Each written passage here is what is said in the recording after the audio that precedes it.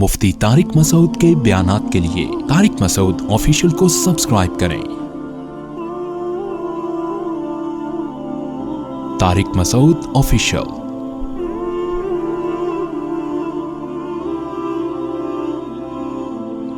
BBC की report थी ना, मैंने खुद पढ़ी, फिर वो कि भाई इस पर बहस हो रही है कि जबरी जिना के नतीजे में अगर औरत को हमल ठहर जाए तो उसे बच्चा गिराने की इजाजत नहीं होनी चाहिए। खैर, इस पर खवातीन ने एहतजाज किया और इस कानून को पास, उस वक्त की रिपोर्ट ये है कि पास नहीं होने दिया। तो अब वल्लाहु आलम अब क्या कानून है मुझे नहीं मालूम। तो उस पर यह था कि भाई एक औरत को ज़बरदस्ती मजबूर करना कि वो बच्चा पैदा करे, ये उस औरत की मर्जी के बगैर जायज़ नहीं है, यानी इसकी ये इजाज़त नहीं होनी चाहिए, औरत के राइट के ख़िलाफ़ है। जो असल पॉइंट की बात मैं बताना चाहता हूँ वो समझें कि ये औरत के हुकूक के ख़िलाफ़ है कि वो बच्चा पैदा नहीं करना चाह रही और आप उससे पूछे बगैर उस पर एक कानून मुसल्लत कर दें। लिहाजा ख़वातीन ने जो एहतजाज किया है, तो ये एहतजाज इसकी अलामत है कि ख़वातीन इस कानून पे राज़ी नहीं है। तो हम ख़वातीन के हुकूक की पासदारी के लिए इस कानून को क्या करते हैं, मुअत्तल। अब जो पॉइंट टू बी नोटेड है वो ये है जो अभी मैं बयान कर रहा हूं। इस पर एक अंग्रेज ने लिखा कि औरत के हक के तहफ़्फ़ुज़ के लिए जब उसको बच्चा गिराने की इजाज़त दी है तो इसमें बच्चे का क्या कसूर है।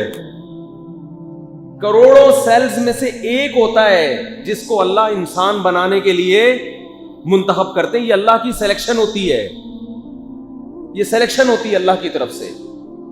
देखो, हरम में जैसे परिंदे को मारना हराम है, परिंदे के अंडे को तोड़ना भी क्या है, बोलो ना, जायज नहीं है। जो परिंदे, जिन परिंदों का शिकार हरम में नाजायज है ना, जैसे कबूतर, चिड़िया वगैरह, हरम में तो आप कुछ भी नहीं कर सकते ना, कोई यानी दरख्त भी नहीं काट सकते आप, तो हरम में पाबंदी, जूं नहीं मार सकते आप।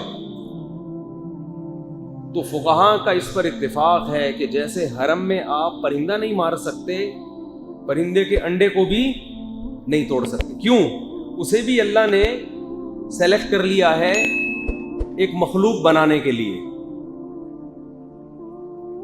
तो आप बताओ कि हरम में एक परिंदे की अंडे की वैल्यू है, तो माँ के पेट में जो इंसान जिसकी अल्लाह ने सिलेक्शन की है पैदाइश के लिए, उसकी हैसियत नहीं होगी खुदा की नज़र में। तो इस गोरे ने लिखा, अंग्रेज ने, उसने लिखा कि यहां खवातीन के हुकूक का तो ख्याल किया जा रहा है, लेकिन उस बच्चे से नहीं पूछा जा रहा। वजह क्या है? वो बच्चा किसी अदालत में जा नहीं, उसे तो पता ही नहीं मेरे साथ हो क्या रहा है। उसने कहा ये कानून इंसाफ पर मबनी उस वक्त होगा कि उस बच्चे को पैदा होने दिया जाए, फिर उसे बालिग होने दिया जाए, फिर उसे अदालत के कटहरे में लाया जाए कि तू इस प्रोसेस पे राजी था या नहीं था। अगर वो कहता नहीं था, उसे गोली मार दी जाए, और अगर वो कहे मुझे जिंदगी चाहिए, तो उसे भी उतना ही जीने का हक है जितना उस बच्चे की मां को। समझ में आ रही है बात कि इस्लाम में और ये जो इस्लाम के जो लिबरल लोगों के कवानीन है, इनमें बेसिक फर्क क्या है। ये सिर्फ उन हुकूक की बात करते हैं जिन हुकूक पर आवाज उठाने वाले लोग मौजूद हैं, जिनसे आपके जाती मफाद पे जद पड़ रही हो, जिन हुकूक से आपके जाती मफाद पे जद नहीं पड़ती, तो इस पे ये बिल्कुल भी आवाज नहीं उठाते। तभी बूढ़े माँ बाप का इनके यहां कोई हक नहीं है, बूढ़ी माँ का कोई हक नहीं है। इस्लाम ने और एक दिन का भी हमल हो, औरत को उसको गिराने की इजाजत, बोलो, नहीं दी है। और अगर उसमें जान पड़ गई है, 4 महीने का हो गया है हमल, फिर तो किसी कीमत में, इससे पहले मजबूरी में गिरा सकती है, इसलिए कि अभी इंसान नहीं है। मां की जिंदगी को बचाने के लिए 4 महीने से पहले जो हमल है, क्योंकि 2 जिंदगियां हैं ना, एक मां की जिंदगी जो हकीकत में जिंदा है और एक वो जिंदगी जो कंफर्म नहीं है। तो मां की जिंदगी को बचाने के लिए उस हमल को गिराया जा सकता है। لیکن فقہا کا اتفاق ہے کہ اگر بچے کو 4 مہینے ہو گئے تو جتنا ماں کو جینے کا حق ہے اتنا ہی اس بچے کو. اب کسی ایک کی زندگی کو بچانے کے لیے کسی دوسرے کا قتل جائز نہیں. ہمارے پاس تو لوگ مسائل پوچھتے ہیں صبح شام کہ ماں کے پیٹ میں بچہ ہے, ڈاکٹروں نے کہا کہ معذور ہے. کتنا ٹائم ہو گیا بھائی؟ 6 مہینے کا ہو گیا, معذور ہے. بعض دفعہ ڈاکٹر بھی کہہ رہے ہوتے ہیں گرا دو اس کو, یہ معذور ہے, ساری زندگی کی ٹینشن ہے. کہتے ہیں بھائی میں کیسے قتل کی اجازت دے دوں؟ اگر بچہ پیدا ہونے کے بعد معذور نکلے تو کیا قتل کرو گے اس کو؟ بولو نا, قتل کرو گے؟ تو ایسے ماں کے پیٹ میں بھی معذور ہے تو کیا کرنا ہے؟ تقدیر کا حصہ سمجھ کے برداشت کرنا ہے. اسی وجہ سے تو دیندار لوگ ڈپریشن میں نہیں جاتے, اور بے دین کس میں چلے جاتے ہیں؟ ڈپریشن. دیندار آدمی جو مصیبت اللہ نے دی ہے اس کو کس کی طرف منسوب کرتا ہے؟ اللہ کی طرف, کہ اس میں میرا فائدہ ہوگا. معذور ہے, صحت مند ہے, کس کی قسمت کا؟ میری قسمت. کوئی بات نہیں, اس معذور کی خدمت پہ اللہ میرے گناہوں کو معاف کرے گا. ہم نے تو اپنے بچپن میں دیکھا ہے, بچہ معذور پیدا ہوا 10 سال باپ اس کو ویل چیئر پہ لے کے گھومتا رہے, ایک دن بھی پیشانی پہ لکیریں نہیں آئیں. بچہ جب بڑا ہو گیا نا تو اس کو ویل چیئر پہ 10 سال ویل چیئر پہ گھمایا. کیوں؟ اللہ پہ اعتماد ہے, اللہ پہ توکل ہے. بھائی میری قسمت کا. میں جب بھی ان صاحب سے ملتا میں کہتا آپ کا بچہ ہاتھ پاؤں ٹیڑھے, آپ اس کو سارا دن بیچارے کو لے کے, باپ تو نہیں چھوڑتا. اسی لیے تو اللہ نے ماں باپ کا بڑا حق رکھا ہے بھائی. جو سب سے زیادہ معذور ہوتا ہے ماں باپ کا چہیتا بھی سب سے وہی ہوتا ہے. تو وہ لے کے گھومتے تھے اس کو. ہم جب پوچھتے کہ انکل آپ تھک نہیں جاتے؟ انہوں نے کہا بیٹا شاید یہی قیامت کے دن ہماری بخشش کا ذریعہ بن جائے. بے دین آدمی ڈپریشن میں جاتا ہے, یہ کیا ہو گیا؟ میں نے تو بڑے خواب دیکھے ہوئے تھے, میں یوں کروں گا, میں یوں کروں گا, میں ایسے کروں گا. یہ تو ٹینشن پیدا ہو گئی. وہ تو چاہے گا ماں کے پیٹ میں اس کو مار دیا جائے, کیونکہ اسے پتا ہے کہ ماں کے پیٹ میں ماروں گا تو کوئی پوچھنے والا نہیں ہے. عرب اپنی بیٹیوں کو زندہ دفن یہی سوچ کے کر دیا کرتے تھے کہ ابھی قتل کر دو, اس کا پوچھنے والا کوئی نہیں. پوچھتا تو باپ ہے نا, جب باپ ہی قتل کر رہا ہے تو کون پوچھے گا؟ اسی پہ قرآن کی آیتیں نازل ہوئیں. وَإِذَا الْمَوْءُودَةُ سُئِلَتْ بِأَيِّ ذَنبٍ قُتِلَتْ. اللہ فرماتے ہیں کہ یونائٹڈ نیشن نہیں پوچھے گی تم سے, تمہارے ملک کا کنٹری نہیں پوچھے گا, اصل عدالت تو اللہ کی ہے. وَإِذَا الْمَوْءُودَةُ سُئِلَتْ بِأَيِّ ذَنبٍ قُتِلَتْ. فرمایا ایک دن ایسا قائم ہونے والا ہے کہ اللہ زندہ دفن کی ہوئی بچی کو عدالت کے کٹہرے میں لائے گا, اور اللہ کہے گا تجھے تو یہ بھی یاد نہیں کہ تجھے مارا کس نے تھا, تو معصوم تھی. عرب کیا کرتے تھے, احادیث میں اور تاریخ کی کتابوں میں ہے کہ جیسے ہی بچے کی ولادت ہونے کا ٹائم آتا تو بچے کی ماں جو دائی ہوتی ہے نا, دائی اس وقت عورت کے قریب کوئی عورت ہوتی ہے نا, دائیاں ہوتی ہیں جو بڑی ایکسپرٹ ہوتی تھی, تو وہ دائی سے کہتی کہ جیسے ہی پیدا ہو, اگر لڑکا ہے تو بتا دینا. اچھا پہلے سے گڑھا کھود کے رکھتے تھے وہ لوگ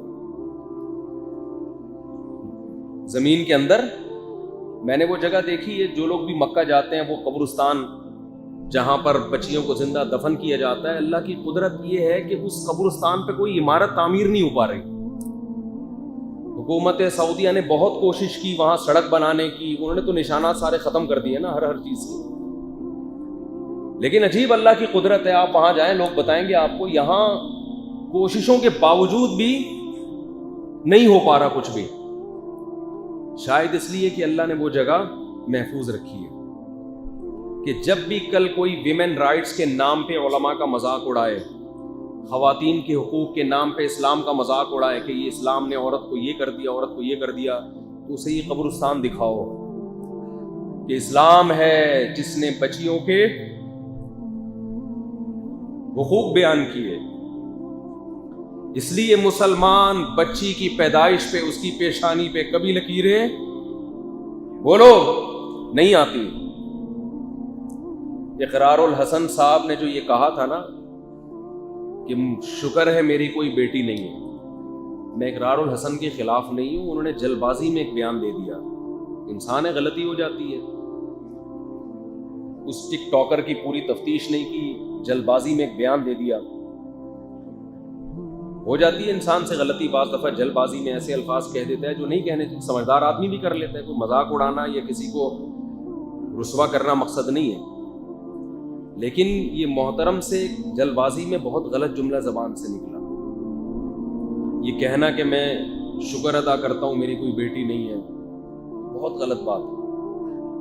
میں پھر بتا دوں, میرا مقصد اقرار الحسن کو غلط قرار دینا نہیں. ہم سے بھی ہو سکتی ہیں ایسی غلطیاں, کوئی بات انسان نہ چاہتے ہوئے زبان سے کہہ دیتا ہے. اسلام میں بیٹی کی پیدائش فخر کی چیز ہے. رسول اللہ صلی اللہ علیہ وسلم نے ارشاد فرمایا کہ جس کی 3 بیٹیاں تھیں, کیا عجیب الفاظ ہے, اس نے ان کی تربیت کی اور بر وقت ان کا نکاح کر دیا. کن لہو حرزا من النار. کیا عجیب الفاظ ہیں. فرمایا یہ اپنے والدین اور جہنم کی آگ کے درمیان دیوار بن جائیں گی. حرزن کیا بن جائیں گی؟ دیوار. یہ جو لبرل لوگ ہیں میرے بھائی, یہ ان کے مسائل ہیں. دنیا دار لوگ ہیں کہ بیٹا ہو رہا ہے کہ بیٹی ہو رہی ہے, کیونکہ یہ آخرت پر یقین نہیں رکھتے. یہ تو ان کی ٹینشنیں ہیں, ان کو تو سارے مزے دنیا میں اڑانے ہیں. یہ ان کی ٹینشنیں ہیں. جس کا آخرت پر ایمان ہے اس کے لیے بیٹا ہو جائے بیٹی ہو جائے. ان کے ہاں یہ بھی ٹینشن ہے کہ 2 کے بعد تیسرا کیوں ہو رہا ہے. یہ ہمارے ہاں ٹینشن نہیں ہے, بلکہ ہمارے ہاں کیا ہے؟ انعام ہے. یَهَبُ لِمَن يَشَاءُ إِنَاثًا. اللہ کہتا ہے جس کو چاہتا ہوں بیٹیاں گفٹ کرتا ہوں. تو گفٹ جتنا زیادہ ہو اچھا ہوتا ہے یا کم اچھا ہوتا ہے؟ کیا ہو گیا بھائی؟ قرآن بیٹیوں کی کثرت کو کیا کہہ رہا ہے؟ ہبا. ہبا عربی میں کسے کہتے ہیں؟ گفٹ کو, تحفے کو. یہ پینلٹی نہیں ہے. وَيَهَبُ لِمَن يَشَاءُ الذُّكُورَ. جس کو چاہتا ہوں بیٹے گفٹ کرتا ہوں. اَوْ يُزَوِّجُهُمْ. یا جس کو چاہتا ہے دونوں قسم کی چیزیں گفٹ کر دیتا ہے, بیٹے بھی اور بیٹیاں بھی. تو سب سے اچھی بات تو یہ کہ بیٹے بھی ہول سیل کے حساب سے ہوں اور بیٹیاں بھی ہول سیل کے حساب سے ہوں. اس کے بعد چلو صرف بیٹے ہوں, اس کے بعد صرف بیٹیاں ہوں, یہ بھی گفٹ ہے. 2 بچے ہی کیا ہوتے ہیں بھائی. اور یہ جب ڈھونگ فضول قسم کی بات, تربیت نہیں ہو سکے گی. بچے ایک دوسرے کو پالتے ہیں. آپ ان گھروں میں دیکھو, ایک صاحب نے مجھے کہا میری بیگم کہہ رہی ہے ایک بچے نے میرا ناک میں دم کر دیا, تم کہہ رہے ہو دوسرا بھی ہونا چاہیے. تو میں ان سے کہتا ہوں ایک ہے اس لیے ناک میں دم کر دیا, 4-5 ہوتے تو ناک میں دم نہیں کرتے. وہ کھیلتے آپس میں مربوط رہتے ایک دوسرے کے ساتھ. وہ ناک میں دم اس لیے کر رہے ہیں اس کے ساتھ کھیلنے کے لیے بچے نہیں ہیں قریب العمر. خیر یہ بھی بات کہیں اور جا رہی ہے. تو قرآن کیا کہہ رہا ہے؟ وَإِذَا الْمَوْءُودَةُ سُئِلَتْ. جس دن زندہ دفن کی ہوئی بچی سے ہم پوچھیں گے, اس بچی کو تو پتہ بھی نہیں ہے قاتل کون ہے, کیوں مارا, وہ تو دم. ہاں میں بتا رہا تھا کہ وہ کرتے کیا تھے کہ جس عورت کے ولادت کا وقت ہونے کو آتا, وہ قبرستان جہاں بچوں کا الگ قبرستان تھا مکہ میں, وہ وہاں جاتی. اور بعض تو اپنے علاقوں میں کرتے تھے, جو مکہ کا قبرستان الگ ہے, جو دور دراز گاؤں میں رہتے وہ گڑھا کھودواتے. اور ماں یہ کہتی تھی دائی سے کہ اگر بیٹی پیدا ہو تو اسے میری شکل, یعنی مجھے اس کی شکل نہ دکھانا, کیونکہ ماں میں ایک فطری محبت پیدا ہو جاتی ہے دیکھنے کے بعد. دکھائے بغیر کیا کر دینا, دفن اس لیے کرتے تھے کہ اس زمانے میں کوئی ایسا ٹرسٹ نہیں تھا جو بیٹیوں کو رکھنے کے لیے تیار. آج بھی ایسے بدبخت مائیں ہیں جو کہتی ہیں کہ بچی ہو تو مجھے اس کی شکل نہ دکھانا, بلکہ الٹرا ساؤنڈ نے آج یہ کام آسان کر دیا ہے. پتہ چل جائے بیٹی ہے تو پیدا ہونے سے پہلے ہی ماں کے پیٹ میں اس کا گلا گھونٹ دیا جاتا ہے.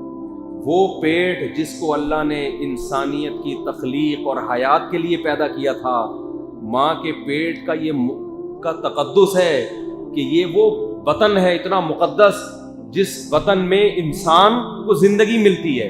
وہی وطن اپنی اولاد کا قبرستان بن رہا ہے.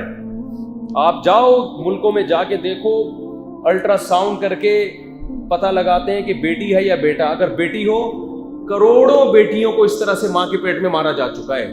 یہ مذہب نہ ہونے کا نتیجہ ہے. اور اب یہ ہمارے ملک میں بھی یہ برائی آ گئی ہے.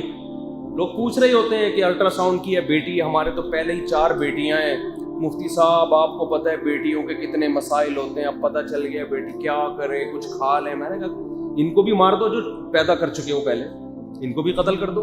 اور سب سے پہلے تو ماں کو چاہیے اپنے آپ کو چھرا مارے. وہ بھی تو بیٹی تھی نا, وہ کیوں پیدا ہوئی ہے بھائی؟ اگر لڑکی کا پیدا ہونا غلط ہے تو اس کی ماں بھی غلط پیدا ہوئی ہے. پہلے اس کو چاہیے اپنے آپ کو چھرا مار کے ہلاک کرے, وہ پھر اپنی بیٹیوں کو مارے. جب آپ کی ڈکشنری سے اللہ نکل گیا نا تو آپ سے بڑا درندہ کوئی نہیں. یاد رکھو, آپ سے بڑا درندہ کوئی نہیں. اور ان کمبختوں کو بیٹے ملتے ہیں, وہ بھی نافرمان. ان کے بیٹے کون سا خوش کرتے ہیں ان کو. دیکھو ایک بات بتاؤں, بار بار میں ایک بات کہتا ہوں کہ فطرت کی مخالفت مت کرو. شریعت کی مخالفت کرو گے نا, توبہ کر کے صحیح ہو جائے گا. نیچر کے خلاف چلو گے, توبہ کر کے گناہ تو معاف ہو جائے گا, لیکن نیچر نے جو انتقام لینا ہوگا وہ لے کے رہے گی. ایک مثال سے بات سمجھاتا ہوں, وہ بھی چند دن پہلے کا واقعہ ہے. میں اکثر واقعات میں کردار کو تھوڑا چینج کرتا ہوں تاکہ جس کا واقعہ ہے وہ یہ نہ سمجھے کہ میرے بارے میں بات ہو رہی ہے. کیونکہ جب میں ایسے واقعات سناتا ہوں لوگ کہتے ہیں آپ ممبر پہ لوگوں کے راز فاش کر رہے ہیں, ممبر پہ برائیاں کر رہے ہیں. بھائی میں نام تو نہیں لے رہا نا, آپ کو کیا پتا کس کی بات ہو رہی ہے. اور کردار کو تھوڑا ایسے چینج کرتا ہوں کہ جس کی بات ہو رہی ہے اس کی بھی پتہ نہ چلے. ایک ہفتہ پہلے ایک صاحب آئے میرے پاس, خوب اچھی طرح یہ واقعہ غور سے سنیں. خاص طور پہ وہ لوگ جو مذہب کو فالو نہیں کرتے, اپنے گھر کا ماحول مذہبی نہیں بناتے, ان لوگوں کے لیے یہ. مجھے کہنے لگے میں نے اپنی بیٹی کو ایک بہت مہنگے اور ماڈرن اسکول میں ایڈمیشن کروایا. اسکول کا نام بھی میں بتا سکتا ہوں لیکن فائدہ نہیں ہے, خام خام اسکول والے میرے پیچھے پڑ جائیں گے. اور ایک اسکول ہو تو آدمی نام بھی لینا, درجنوں اسکول ہیں, میجورٹی تو اسی طرح کے اسکولوں کی ہے.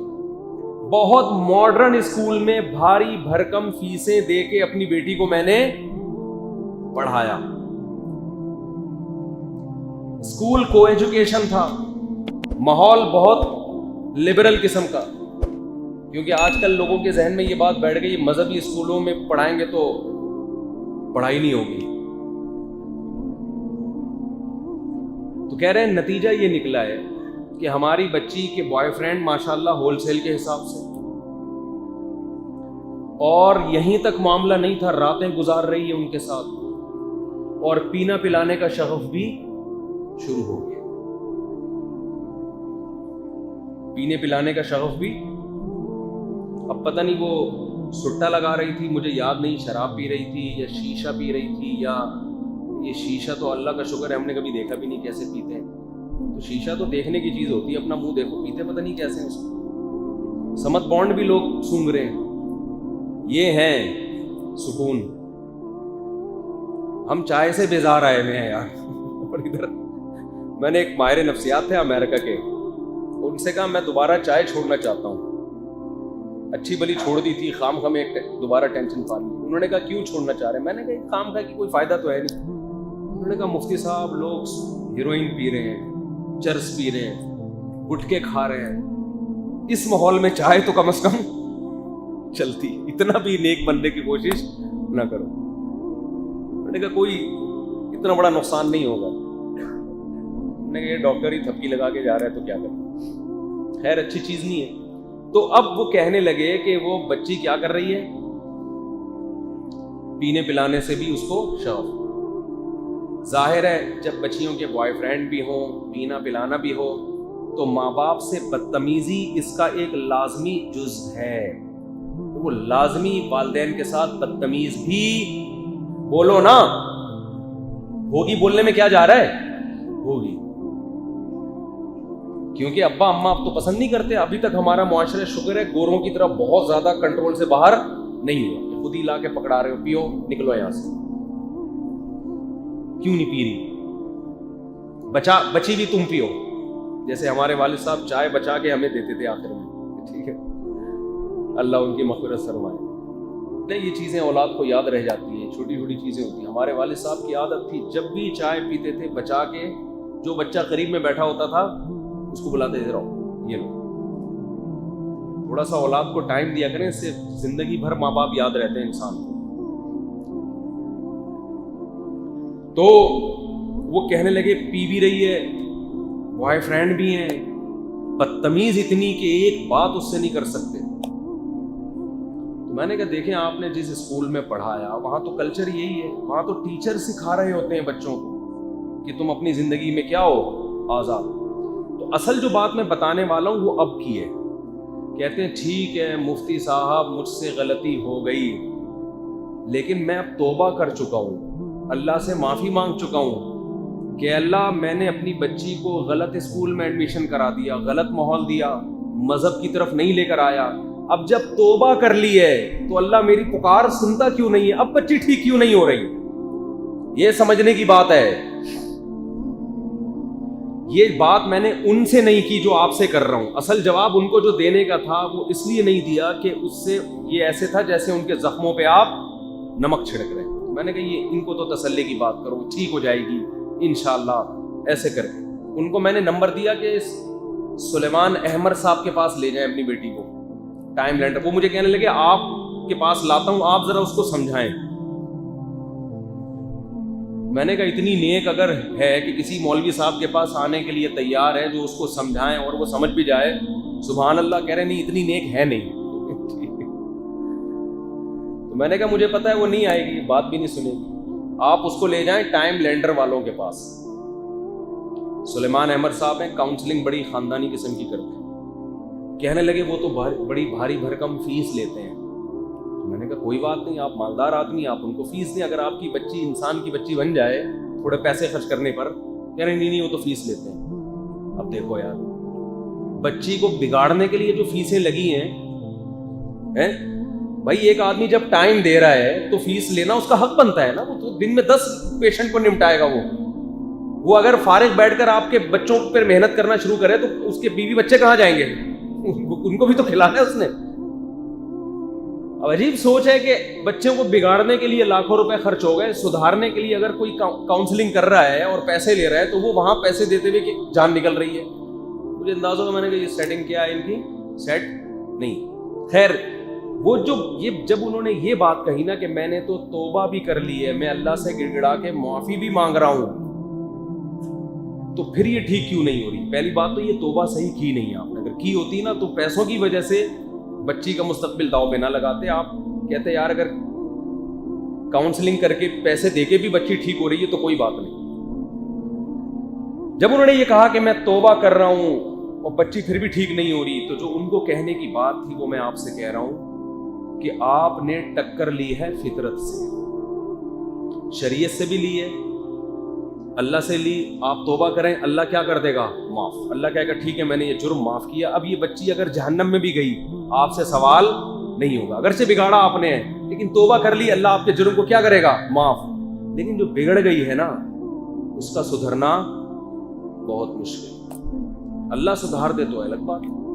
وجہ کیا ہے؟ گراؤنڈ ریئلٹی یہ کہتی ہے کہ آپ جیسا ماحول دیتے ہیں اولاد کو، ماحول ان کو ویسا ہی بناتا ہے.